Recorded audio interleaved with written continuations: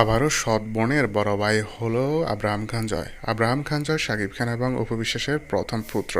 অনেক চড়াই উতরাই পার করে তারা এটা প্রকাশ করে, তবে এরপর আবার শেজাদ খান বীরের ক্ষেত্রেও সেটাই হয়েছে। মিডিয়ার সামনে এসেই বুবলি সেটা ফাঁস করে, তবে এবার নতুন করে সেটা কিছু হয়নি। তবে শাকিবকে ট্যাগ করে বুবলি জানিয়েছে এটাও কিন্তু শাকিব খানের সন্তান, তাই এখান থেকে পার পাওয়ার কোনো রাস্তা নেই। যদিও শাকিব খান এটা নিজে বলে না, তবে সর্বশেষে সব কিছু প্রকাশ পেয়ে যায়।